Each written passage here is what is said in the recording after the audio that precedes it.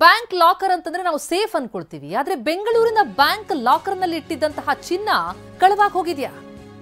Bank of Baroda Jayanagar ಶಾಖೆಯಲ್ಲಿ ನಡೆದಂತಹ ಘಟನೆ ಇದು.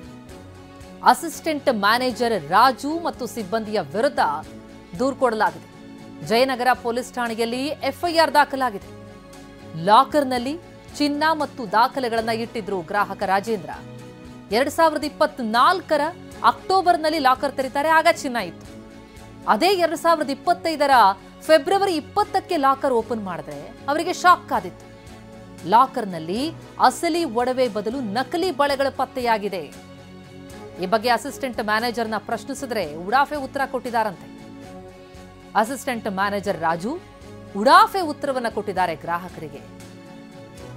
ಇದು ಪ್ರಥಮ ಪ್ರಕರಣ ಅಲ್ಲ, ಈ ಹಿಂದೆ ಕೂಡ ಬ್ಯಾಂಕ್ ಲಾಕರ್ನಲ್ಲಿ ಚಿನ್ನಾಭರಣ ಕಳವಾದಂತಹ ದೂರುಗಳಿವೆ. ಮನೆಯಲ್ಲಿಟ್ಟರೆ ಸೇಫ್ಟಿ ಇಲ್ಲ ಅಂತ ಹೇಳಿ ಬ್ಯಾಂಕ್ ಲಾಕರ್ನಲ್ಲಿ ಚಿನ್ನಾಭರಣ ಇಡ್ತಾರೆ, ಆದ್ರೆ ಅಲ್ಲಿ ಹೋದ್ರೆ ಅಲ್ಲೂ ಕೂಡ ಹಾಗಿದ್ರೆ ಸೇಫ್ಟಿ ಇಲ್ವಾ?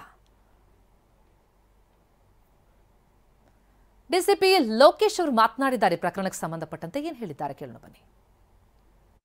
1 ಮಾರ್ಚ್ರಂದು ಒಬ್ಬ ಹಿರಿಯ ನಾಗರಿಕರಿಂದ ಒಂದು ವಂಚನೆ ಪ್ರಕರಣ ವರದಿಯಾಗಿದೆ. ಸಾರಾಂಶ ಏನಂದರೆ, ಈ ವ್ಯಕ್ತಿಯು ತನ್ನ ಬ್ಯಾಂಕಿನಲ್ಲಿ ಬೆಲೆ ಬಾಳುವ ಒಡವೆಗಳು ಹಾಗೂ ದಾಖಲಾತಿಗಳನ್ನು, ಆಸ್ತಿಗೆ ಸಂಬಂಧಪಟ್ಟ ದಾಖಲಾತಿಗಳನ್ನು ಸುರಕ್ಷಿತವಾಗಿ ಇಡೋಣ ಅನ್ನೋ ಒಂದು ವಿಚಾರದಿಂದ ಲಾಕರ್ನಲ್ಲಿ ಇಟ್ಟಿರ್ತಾರೆ.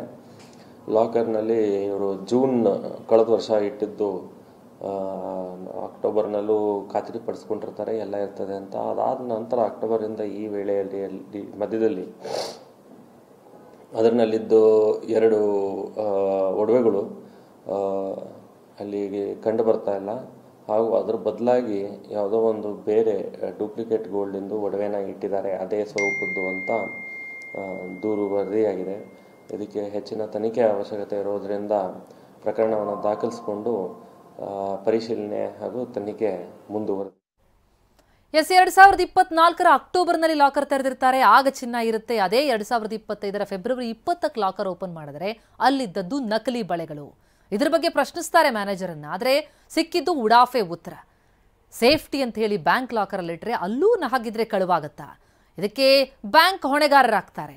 ಈ ಬಗ್ಗೆ ಈಗ ಎಫ್ಐಆರ್ ದಾಖಲಾಗಿದೆ. ಎಫ್ಐಆರ್ ಪ್ರತಿಯನ್ನ ಗಮನಿಸ್ತಾ ಇದ್ದೀವಿ ನಾವು ಸ್ಕ್ರೀನ್ ಮೇಲೆ. ಬ್ಯಾಂಕ್ ಆಫ್ ಬರೋಡಾನಲ್ಲಾದಂತಹ ಘಟನೆ ಇದು. ಹಾಗಿದ್ರೆ ಬ್ಯಾಂಕ್ ಲಾಕರ್ನಲ್ಲೂ ಕೂಡ ಚಿನ್ನ ಸೇಫ್ ಅಲ್ವಾ? ಜಯನಗರ ಶಾಖೆಯಲ್ಲಿ ಘಟನೆ ನಡೆದಿದೆ. ಈ ಬಗ್ಗೆ ದೂರು ದಾಖಲಾಗಿದೆ.